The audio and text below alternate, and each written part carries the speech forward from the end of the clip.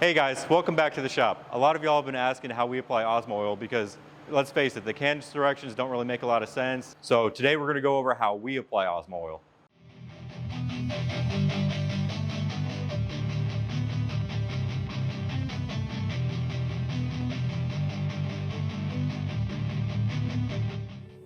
So I went ahead and got our piece all prepped up, just a little bit of 220 all over the place to get any defects out.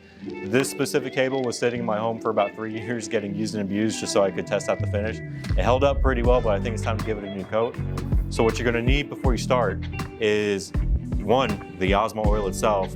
I like the Top Oil satin, but all we got today is gonna be the matte, and we also need 2 rags and a set of gloves. The reason why you need 2 rags is because you're gonna wet buff with one and then dry buff off with the other one. Basically, go watch Karate Kid or Cobra Kai and you'll know exactly what to do. First thing you're gonna wanna do is just go ahead and grab the can and just shake it up for about a minute.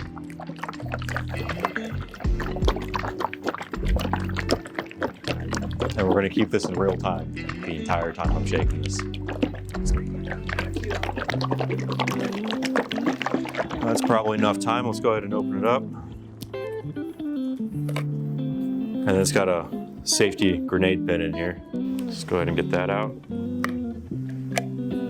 There we go. And when you pour this out here, you don't want to just dump it out and leave a puddle sitting there for too long because it's going to suck into the wood unevenly, especially if it's your first coat. So as soon as you get that down there, just go ahead and start spreading it around everywhere so it all gets saturated at the same time.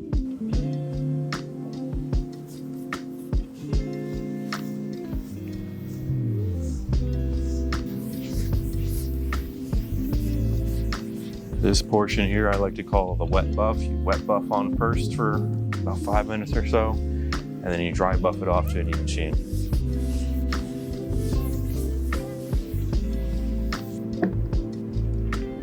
Little trick too, if you got an epoxy resin in the middle, I know all of our stuff does, you can put the Osmo oil on there and it's not gonna suck in because it's plastic.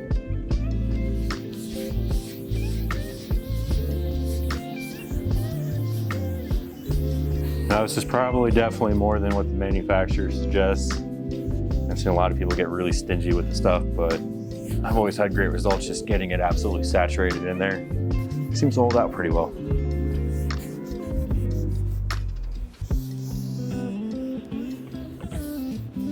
So now I got the whole thing pretty much covered up. What I'm doing now is I'm just making sure I'm getting the waxes that are inside of it rubbed into the wood.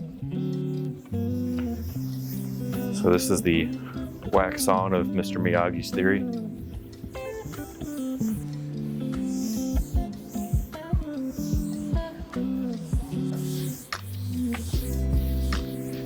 Well, that looks like it's pretty well absorbed in there, so we're gonna go ahead and set our wet rag down. We're gonna pick up our dry rag, so this is the dry buff phase. And you just do the same thing with that rag. You're taking all the excess off, you're pushing in the waxes that are left over there. And it helps to use the light to your advantage. So, you know, if you got a light at a high angle, you can see the sheen, so you can tell if it still has a little excess there, or if you actually got it pretty even. And what we're looking for is a nice, even sheen over the whole thing. I'll purposely cause a sheen mark here. And you buff it off. Is it gone? Awesome.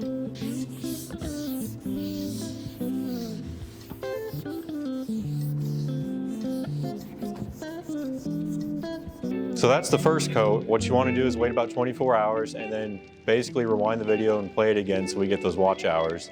Just gonna scuff it up again, get all the dust off, and apply it the exact same way. One heavy coat you can get away with if you really need to push something out, but we usually like to do 2 or 3. Tends to hold up a bit better and have a better feeling at the end of it. So that sums it up. As you can see, the table's looking pretty nice now. It's a pretty easy concept. If you got something that you want a little trick on, leave a comment below and we'll see you next time.